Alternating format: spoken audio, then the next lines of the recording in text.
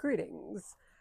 I'm here today to give you a reading about how are you healing from heartbreak. This is going to be a little bit different than my usuals. First of all, single reading, no pick a group today, but I'm going to basically be starting off by talking about, first I'm going to do an energy check by talking about the omens that I've been dealing with, and then we will pull some tarot cards to get, a message about what do you have to look forward to right now. Omens that I've seen recently or earlier this month of July, and relating them to the message that I would like to channel for today, which is about how are you healing from heartbreak. And this doesn't have to be romantic heartbreak. This can be all sorts. I know for me personally, this past year has been a series of so many heartbreaks. Like, I have had no less than 4 significant friend breakups over the past year, including one of them with like a friend group that I was with for 2.5 years. So I thought it was astrologically timely to make this message. It's not, this is a timeless message, so you can listen to it whenever you're seeing it, but I'm going to talk a little bit about the astrology of right now because it's relevant to both right now, if you're seeing it right now, and in the future, if you happen to be seeing it, you can be like, okay, this was what was affecting my chart when this video was recorded, because like it affects the birth chart for this video. So anyway, talking a little bit about the astrology, and then I'll get to omens that I've seen recently, which actually, first omen that I want to start off with, right before I started recording this, I was doing my like pre-preparation, like banishing ritual stuff, to clear the space and set the vibes right, and be like, like calling on ancestors and guides that are good for me and for everyone watching and all of that stuff. But I saw 2 birds that look like the same kind of bird, like circling way up high in the sky. Now, I'm pretty sure they weren't red-tailed hawks, just because they looked a little bit small, I think. Then again, I'm not sure because they were pretty high up. And I don't know if they really like go in pairs like that. I don't know. I can't remember, and I didn't look it up before starting this because I was like, that's going to derail me too much. But seeing a pair of birds, I think that is a good portent for the theme of how are we recovering / healing from heartbreak, because it's a pair, so it's like you and a buddy. But also, another, I guess I'm just going to start with the omens and I'll get to the astrology when I get to it. And we might pull some tarot cards too. I have the headless deck with me, but we'll see. Because I feel like I just have a lot to yap about today, even without pulling cards. Before filming this video, I was looking for these earrings. So I was like, I'm wearing the JoJo's Bizarre Adventure hat. I might as well also get the JoJo's earrings, especially because they're broken hearts. And it's like, yeah, how are you recovering from heartbreak? But for the love of me, I could not find them in any of my jewelry boxes. I checked all of my pockets of the jackets that I've been wearing. I checked my purse multiple times and I could not find them. So I was finally like, okay, I guess we're just putting on the full heart earrings. And maybe that's a sign of like, yeah, like no heartbreak and stuff. But then I decided after I put these on, I decided to check my purse one more time. And lo and behold, they materialized in my purse, that final check. So I put them on as well. And so I feel like maybe this is like a portent of like, heartbreak is hard to find, but if you go looking, you can find it. So who knows? Let that be whatever it is for you. Let me stop for this plane. Okay, Another omen that I got recently. I found this item that stood out to me just on the ground. It's a little bright, like bright dark amethyst purple, like it looks like the cap of a drink or something, and it says flip off on it. So, of course, flip off can refer to, flipping someone the bird, flipping them the middle finger, which is a rude gesture telling you to F off. But I don't know, maybe it could also refer to like an attitude of like carefreeness, of like fun, of lightheartedness, which is something that I think you hope you want to tap into when you're recovering from heartbreak. Another omen that I got recently that I wanted to talk about was I saw clouds one morning, and like I hadn't like gone out and looked at the clouds like for omens specifically in a while, but like I went out and I looked at the clouds, and they were forming this very interesting pattern that was like a bunch of streaks going diagonally across the sky. They looked like they were pointing north. They looked like a reversed mirror image of the, oh, actually let me see if I can find the card. They looked like a flip of the traditional Smith Rider-Waite version of the Eight of Wands card, which is a card about going fast, about things progressing swiftly, about movement. And it is the card that is associated with the first 10 degrees of Sagittarius, which currently we are just coming off of a Sun Jupiter Cazimi opposite a full moon in Aquarius conjunct Pluto and asteroid Juno. So Jupiter is the manager of Sagittarius, and so that feels relevant as well. Of like, sorry, I'm looking for the Eight of Wands in this deck, and it's of course going to be near the end because that's always how it goes when I'm looking for a specific card. It's like in the last like 5 of the deck or something. Okay, I missed it. Maybe it's just not wanting to come out right now, but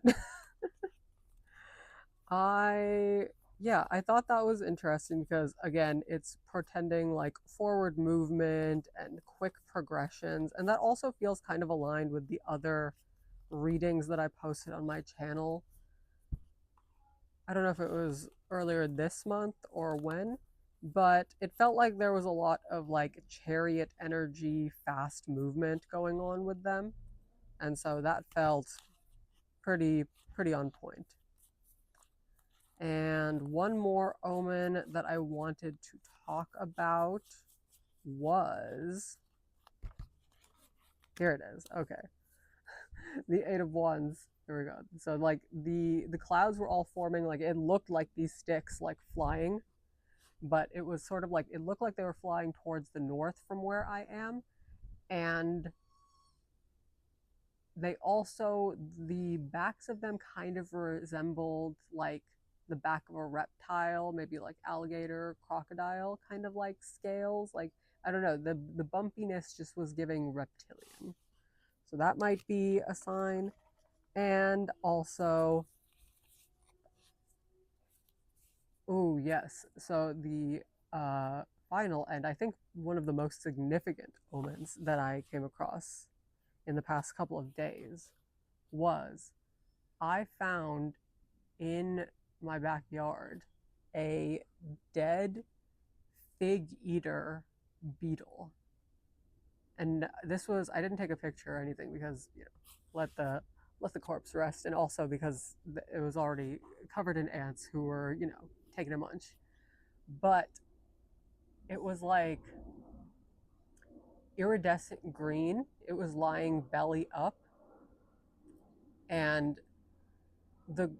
when I looked it up online, it said that it was a member of the Scarab family. So it was like a type of scarab beetle, which of course then reminded me of Egypt and the god Wasir, aka Osiris, who very famously has green skin and is like a lord of death and rebirth. You know, Wazir very famously gets chopped up, limbs into pieces by his brother Set, and then the goddess Aset, Isis, along with Nephthys, uh, another goddess, they have to collect the pieces of Lucir and bring them back together, minus his genitals. She doesn't find those, but they bring most of the pieces of his body back together and revive him.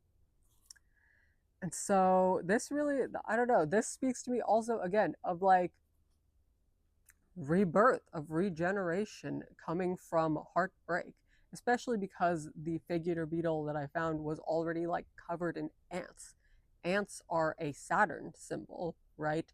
So Saturn is like all about like death, decay, and processing. But death, decay, processing is what we need in order to preliminarily live up to rebirth. That is also a big vibe with the planet Pluto. And Pluto was conjunct this full moon that just happened. So there we go. I managed to bring in the astrology of it.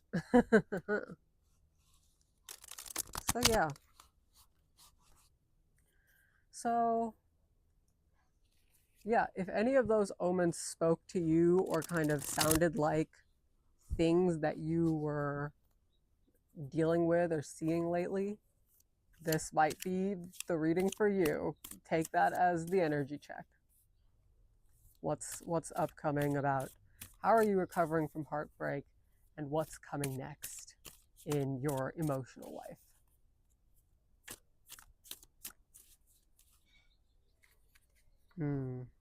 Very good. Ace of Cups on the split as I'm shuffling. That's nice. We like that.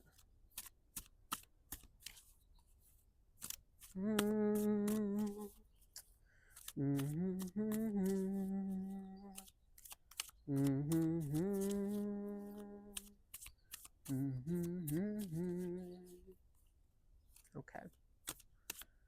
All right. How is this collective group that I'm reading for, that I'm channeling for today? How are they? How are they recovering from heartbreak?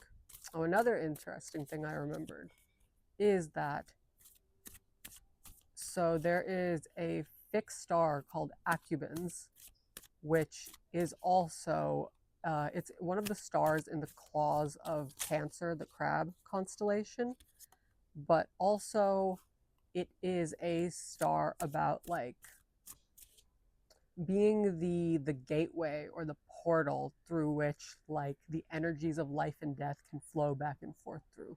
It is kind of like a midwifey, a doula-y fixed star.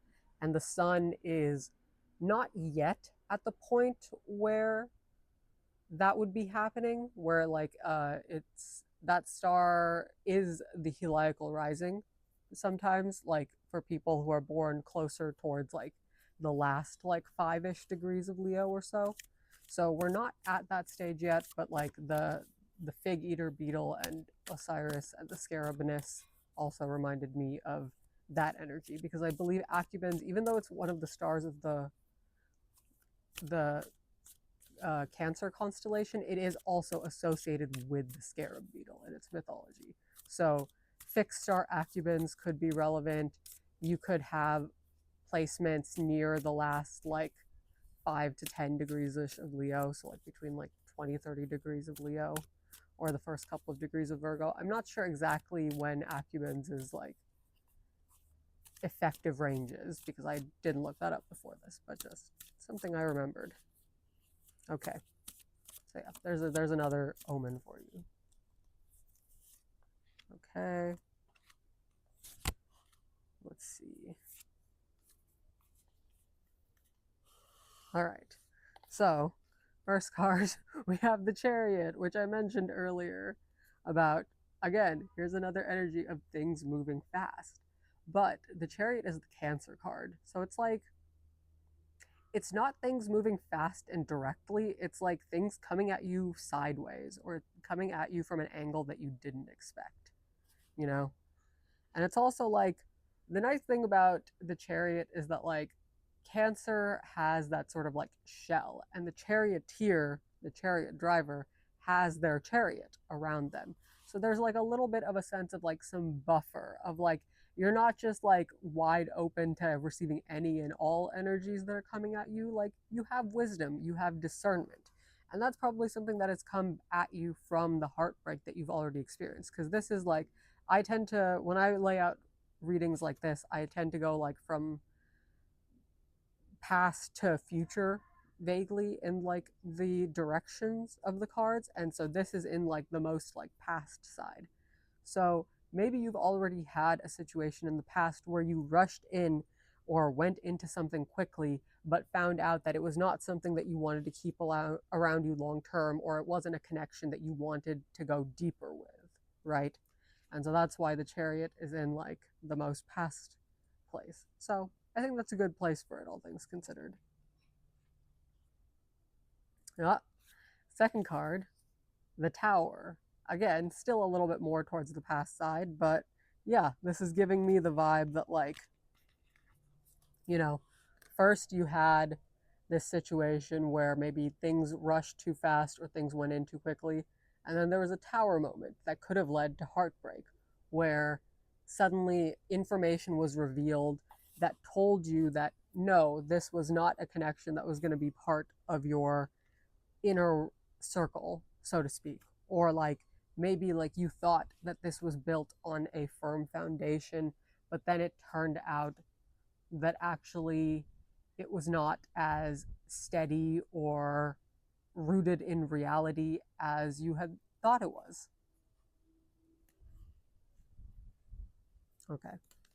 Central card. Oh, that's nice. We have the Ten of Cups. Okay. So, Ten of Cups in the center is giving me the vibe of like emotional completion, emotional fulfillment, of being satiated and satisfied. You know, the Ten of Cups represents the last 10 degrees of Pisces, so 20 to 30 degrees of Pisces. And this is like the end of the last sign of the zodiac, you know? So there's big, like double completion vibes. This is the decan of Mars in Pisces, though. So there is not like this like satiation and stillness that is like there. This is like getting like overly drunk on the satisfaction of completion or of having everything you want. And it's also a little bit of the chaos of like, well, I have everything, so where do I go from here? Because Pisces then has to proceed into Aries, the first sign, and be reborn all over again. So with the Ten of Cups, there is this simultaneous energy of being so like indulgent in this happy ending that you've been wishing for, but like, are you maybe getting a little bit too lost in the drama of the like supposed happily ever after? Now, I feel like this is an interesting card to have after the Chariot, the Tower, and then the Ten of Cups, because it's like after you have this like heartbreak moment, this tower moment, this shattering, this foundation breaking, this everything falling down, this Jenga collapse, you know? Then you have this moment where maybe it's not so much that you've achieved the Ten of Cups satisfaction, but that you are reevaluating what the Ten of Cups means to you. Maybe you have been doing some soul searching after this heartbreak or after this tower moment, because this is kind of like the present thing, because I've pulled 5 cards here. And so going from past to present, card number 3 is right in the center. It's the most present sort of energy. So maybe you've been doing a lot of soul searching on like, what does satiation look like to you? What does it mean to you to be satisfied with a relationship? Can you even be satisfied with a relationship? Personally, I don't know if I can, because I am like, I have Mars and the North Node, Rahu, in my 7th house, which like Mars is in an uncomfortable sign for it. And Rahu is like the placement of insatiable lust, of endless hunger, of bottomless greed, you know? So I have this little energy of like my relationships of like, I've tried monogamy, I've tried poly, I've tried, you know, celibacy, I've tried slutting it up, you know? Like, and no matter what it is that I'm doing relationally with other people, I'm not particularly satisfied for very long. Like, satisfaction in my relationships has always been kind of short lived for me.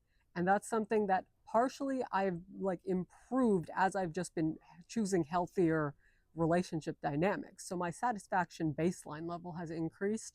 But on the other hand, I also recognize that there's a part of me that will always have that hunger for whatever it is that I don't have at the moment. So even if I'm in one type of connection, like whatever's not present in that connection, I will then be craving that. But then I know that if I got that thing that I was craving, I would then just start craving something else. So, you know, random tangent about me. Maybe you're a little like that too, especially if you have those placements.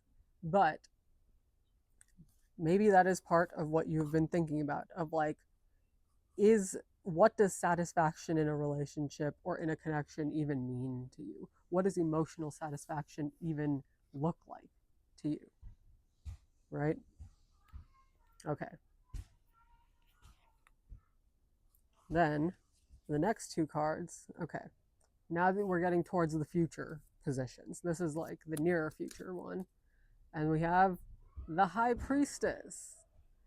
This is an interesting card to have in the nearer future position because there is this energy of like mystery.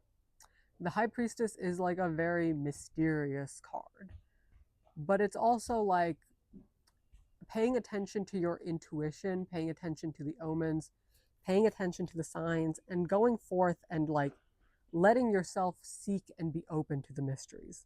The High Priestess is the moon card, as opposed to like, so the Tower is Mars, and the Chariot is Cancer, and Ten of Cups is Mars and Pisces. The High Priestess is just the moon. So again, we're coming off of this full moon in Aquarius, so maybe something has been revealed to you through this introspection into your heartbreaks of like, what is going to give you a more beautiful sort of like outlook onto your connections? What is going to help you with healing from heartbreak is things that maybe you don't see coming, but maybe you feel psychically or intuitively or whatever it is. Maybe you can feel them coming. Maybe you can feel that there is some sort of new connection or new energy in your existing connections that is approaching. And maybe you are wanting to creep towards it, but you're sensing that maybe the timing isn't quite there yet, you know? Because this is giving me like mysteries yet to be revealed vibes. Let's see the most future-most card. Okay, we have the Emperor, we have Aries. Okay, we started off with Cancer and we're finishing off with Aries, which is, this is so interesting because the last time I did a love reading, I also got like 3 different Aries like omens or like cards or dice. Also on the dice and the cards, I got like 3 different Aries things. And so the Emperor coming out again after weeks, that's fascinating. Okay, so there's still this. So after you go through this High Priestess thing of like, oh, it's mysterious, it's unclear, things are just happening. Maybe you're reading the omens. Maybe you're taking the signs. But then after that, we have Aries, we have the Emperor. And the Emperor is not about waiting around for the omens and signs. The Emperor is like, I've seen the omens, I've seen the signs, I've read it all, I've put the dots together, I've connected the dots, I've united all of the synchronicities, and I know what I want, and I'm gonna go for it. The Emperor is about taking action. The Emperor is about going forth and starting the journey to get what you want. And Sun Hour just started as I'm recording this, which is the sun is exalted in Aries, and the sun is very like, yeah, the sun is like one of the cards that influences the emperor. So, yeah, this is giving me the vibe of you're not yet at the point where you know what you want in your connections or how you want your connections to change, but you're getting to the point of being able to get there and take action.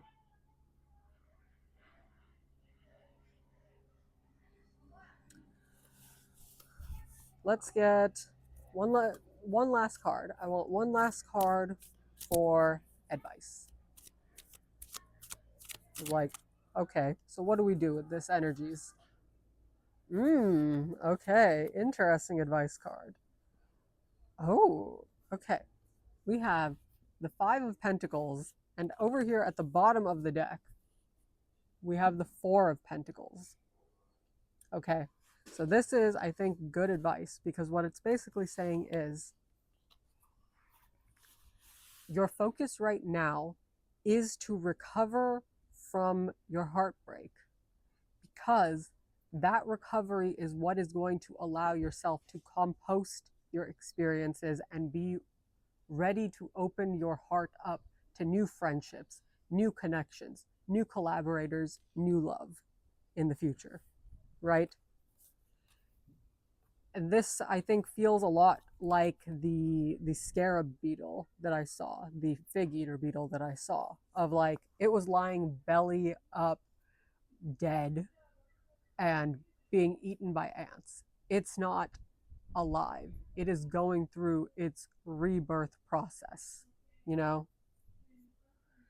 It needs time for its body to be consumed until its nutrients can return to the earth and be recycled into something new. And in the same way, you might be in this stage where you are currently fermenting all of the experiences that you've been through, fermenting the heartbreak that you're trying to move on from, and finding a way to move forward once your heart and your mind know what's here. Leo, it's Leo season right now, and we're coming off of a Sun Jupiter Cazimi in Leo. Leo rules in medical astrology the heart and the spine, as well as some other organs, but like mainly Leo is the heart and the spine. And this is important to note.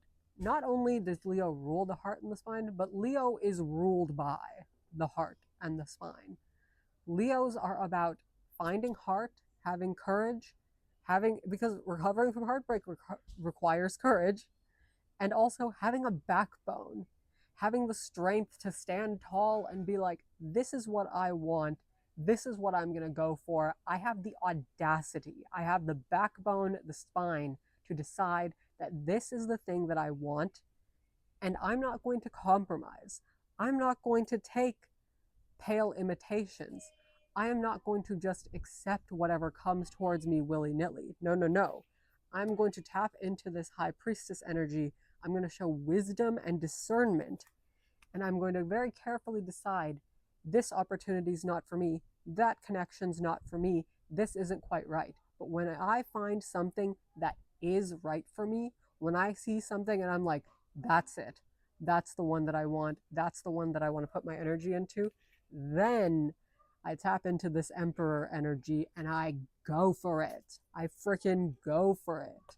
I take all this heart, take all this spine, take my head, keep my eyes on the prize, and I go for the connection that I want. I go for the collaboration that I want. I go for the love that I want. I go for the friendship that I want. Yeah. But I can't do that if I'm refusing. I can't do that if I'm refusing to process what has been broken inside of me. I first have to process my broken heart. I first have to digest the pain that it caused, maybe the issues that it's caused me. Maybe it's given me like trust issues. Maybe it's made me hesitant to step out again. I need to process all of that and then move forward. Because once I process this heartbreak, once I process this broken mirror, once I process what's been shattered, then I will receive the right opportunities, or rather be able to see the right opportunities when they present themselves to me. I will be ready to take on these new opportunities and to present the best version of myself in order to connect the way I want to connect in the way that I couldn't here, but I will next time.